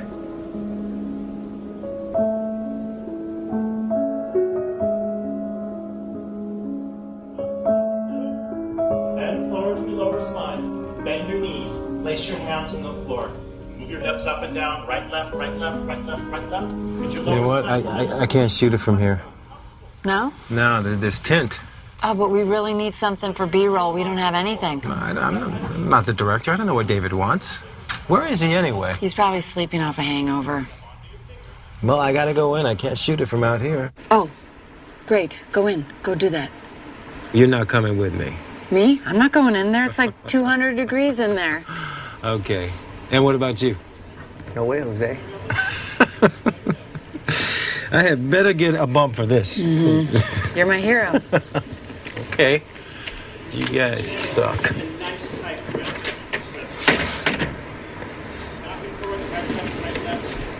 Hey, good morning. Good morning. I got up early. I was scouting locations. What? I found the most amazing spot overlooking the ocean. For what? For this? Yeah, for this. Really? It's a little bit of a hike, though. That's okay. We will indulge your creativity. You sound inspired, David. I am inspired. I'm making music, doing the down. What are you talking about? What is Rob doing in there alone? That's some crazy hot yoga torture. Yeah. I can't let him be in there by himself. Cover me, I'm going in. You're going in? Pick up your right foot in front of you. He's going in. I can't believe it. We live in a world in which all things are possible. There are no accidents.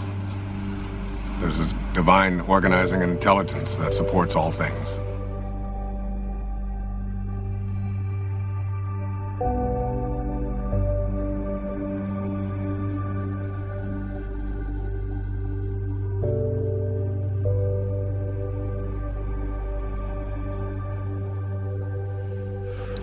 I think you have to get to the place where you're no longer focused just on yourself.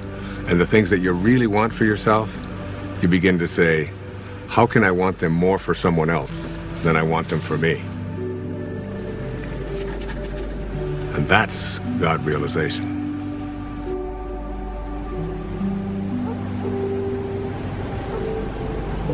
One of the things that happens when you move away from ego is that you move from a sense of entitlement to a sense of humility. You realize you're entitled to nothing. That's just the ego speaking. So the fundamental truth is that you must be like what you came from. If you came from divinity, you must be divine. If you hold your hands up and say, these are the hands of God, then what does God do with his hands? God is just giving. That's all God knows how to do. Hi. How are you this morning? Better than yesterday. That's a good way to be. Not better than anybody else, just better than you used to be. Hey, I was wondering, is there a place around here where I could actually buy some flowers? I wanted to bring some back for my wife. I can let you have some of these if you want. Really? Yeah. I mean, they're not fancy like you get in a flower shop. They're just indigenous roses. A little more rustic. I think my wife might actually like that. Hey, now, wait, let me help you. Cut just above the leafy part there, and above the leafy part, and try to do it on an angle.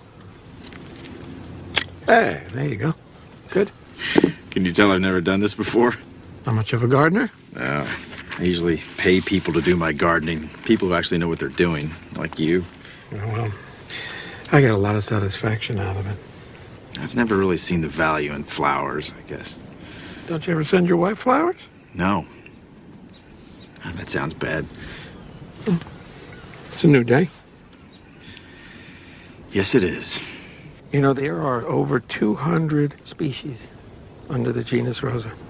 And there's a rose database that has, I think it was over 6,000 variations of roses. Seems almost excessive. Here. Thank you very much. Can I give you a tip? No, thank you. You sure? It's okay. Well, I'll be sure to tell the owner of this place what a great staff he has. You just did. You? You're the owner. Oh, I really am. I apologize. I thought you were just the gardener. That's an easy mistake to make. I saw you watering the plants. Plants need to be watered. Yes, they do. Thanks again.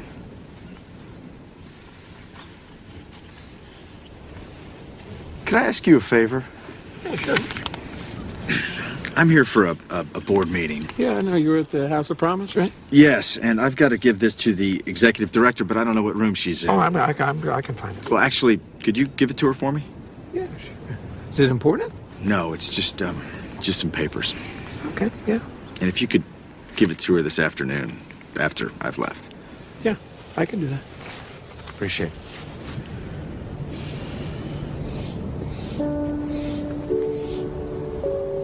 So you shift your thoughts from what can I get to how can I offer, how may I serve?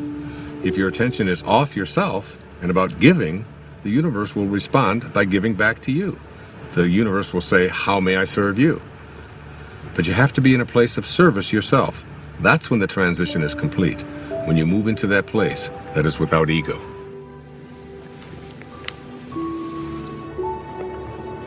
Hey there. Hi. Missed you yesterday. Had a great game. Yeah, got stuck in town. Yeah, I understand. Things come up. Yes, they do. How'd the meeting go? Nothing changed. They still need the money. But once they get the money, we'll see who gets the contract. See you in the city. All right, see you here. Not so fast. Don't tilt it. No, we don't want to crush the flowers. That's very good. Oh, I'm telling you, you don't want to know how much these flowers cost. You know, it's the same florist the mayor uses. Now, oh, be careful, please. Thank you.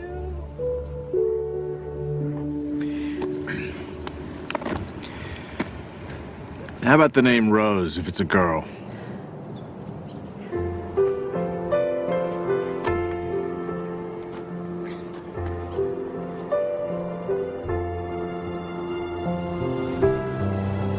As we move into the meaning phase of life, it's not as if you no longer are ambitious. It's that you have ambition with meaning. You're ambitious about other things. So now your ambition is transformed into purpose, and you have to learn to become the observer and to step back. You begin to live in process, trusting where your source is taking you. You begin to detach from the outcome. And that detachment allows you to no longer be fighting. It allows things to just come to you. And you're no longer being the person who's making things happen. You're allowing them to show up. The fight is gone. So I get asked over and over again, is there a purpose to the ego? And my reaction to that is it's just not worth defending. The ego is the thing that is the false self. And when you're defending it, you're defending an illusion. You're defending something that really isn't who you are. Your authentic self is way beyond the ego. Every one of us knows that we came here with music to play, and yet we have a tendency to believe that we are separate entities and that we have to fit in, and that's our role in life. And none of that is true. The shift can happen in many ways. It can be just a comment. It can be a coincidence that occurs, a particular event that you weren't expecting. It can be anything at all, but the result is always the same. You begin to realize that you're not here to push life, to make it a struggle all the time. You're here to enjoy and to be living in peace. That's what happens when you're in the afternoon of your life. I was just thinking about all the things I have to do to pack us up to leave. Oh, yeah? I'm like a walking to-do list. I think 90% of my day is spent managing everyone else's life and all their problems. Uh-oh. You are very appreciative. It's not what I mean. I love taking care of you and the boys. I do. I love my family, but... But? When I paint, I go somewhere. I feel connected. I feel blessed. And you're good at it. I miss it so much. On the hike yesterday, and Jack told me that I don't paint. I realize that my own children have no idea who I am. They don't even know what I do.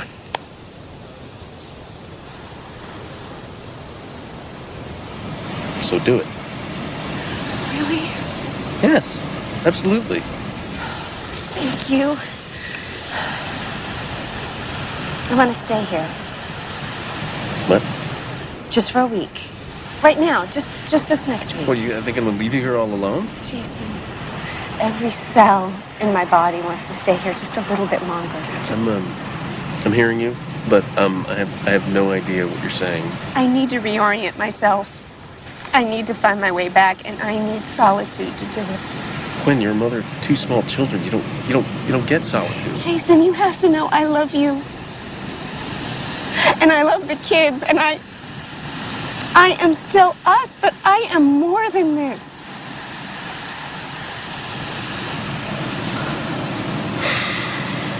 Okay. There's just one problem. See, I don't know how to do what you do. You'll be great. It's just for a week. You'll survive. And then we go back to normal. I don't know about that. Oh, you're good at this. Oh, that's not fair. You know what you're gonna get good at? What? Laundry. I see lots of laundry in your future. That's great. That's great.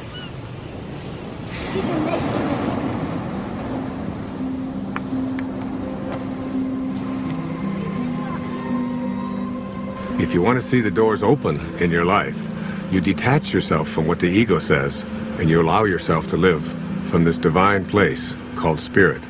And what Lao Tzu called the virtues, he said there are 4 of them. The first of these is reverence for all of life, which is respect. The second is sincerity, which is really nothing more than just honesty. The third is gentleness, which manifests itself as kindness in our life.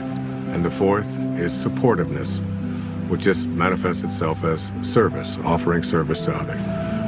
Those are the 4 virtues. And Lao Tzu asks us to live by them. There's a great quote by the poet Hafiz. He said, even after all this time, the sun never says to the earth, you owe me. Just think what a love like that can do. It lights up the whole world.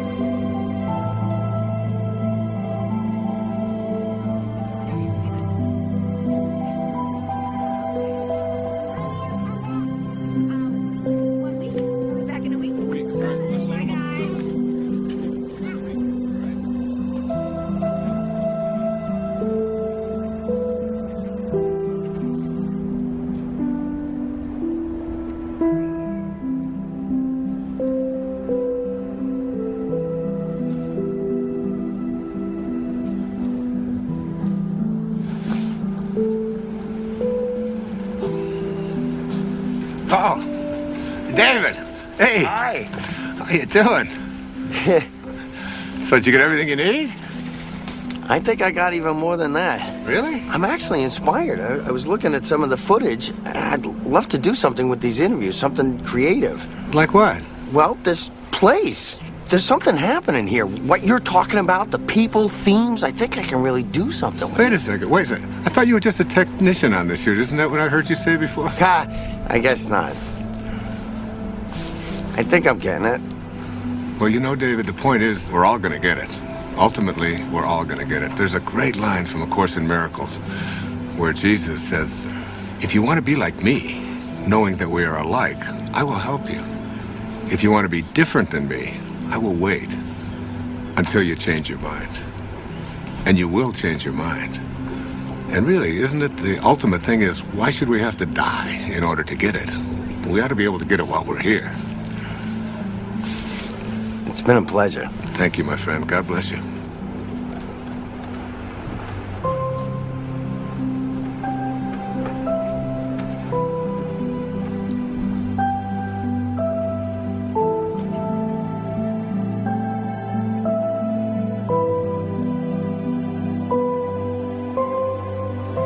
Nobody needs to ask the question, what is my purpose? It will always be found in service. If you can just for one day put your attention on making life better for someone else, if you can focus on thinking like that, that's how God thinks. It's an ancient concept, but it's still relevant. To touch someone's life is more valuable than any amount of money. My friend Byron Katie says, to believe that you need what you don't have is the definition of insanity. That you can't be fulfilled until you get all these things, that's an illusion. Really, you don't need anything more. It doesn't matter what it is you do. You could be a cab driver, a teacher, a factory worker, a manager. What matters is that you put your attention on how may I serve. Think of the people you go to, whoever you are in your path. You can run an entire business this way. not being attached to outcome, putting attention on service. Your life becomes about living those virtues. How can I serve? How can I be gentle? How can I be reverent? Thinking like that means you're living in meaning. The messages of the morning are about what you can and can't do, about how society defines you. But in the afternoon, after the shift, it's about connecting to an energy that's taking care of everything, and we're all just being done. Try to stop yourself from breathing, from your fingernails growing. Living the virtues is all we need to do. The truth is, I feel something else is in charge of all of this. So it's really about surrendering to it. Surrendering to something that is bigger than you, that you are connected to, and that's really in control of everything.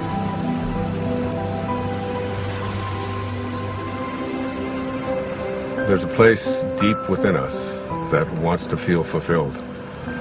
It wants to know that my life has made a difference. That I've left this place, this planet that I've lived on, better than when I arrived. That someone's life has been profoundly touched because of my existence. We all want that. It's not about age or about finding yourself. Wherever you are, at whatever age, you're only a thought away from changing your life.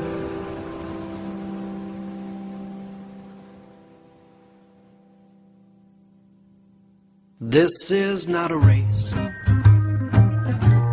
You don't have to run. You might even slow it down. Take a look around instead of chasing everyone. Nothing to prove, no point to make. If when it's said and done, you know in your heart that your song is sung. Don't go with your song still inside you. Let it guide you every day. We all know that it's good to be humble, but don't mumble your life away. You could lose it all. You would still feel like you'd won. You might fall out of the sky, learn to fly just by reaching for the sun. No need to fret about regret. If when it's said and done, you know in your heart that your song is sung. Don't go with your song still inside you. Let it guide you every day. We all know that it's good to be humble, but don't grumble your life away. A little teamwork now. La la la la la. La la la la la. Low la low la low. Low la low la low. La la la la la la la. La la la la la la la. Low la low low low low. Low la low low low low. Rubber da scrub. Hobba de hobba do. Hooba da hooba da hooba de hub. Hooba de hooba de hooba de ho. Don't go with your song still inside you. Let it guide you every day. We all know that it's good to be humble, but don't fumble. Don't grumble. Don't mumble your life away.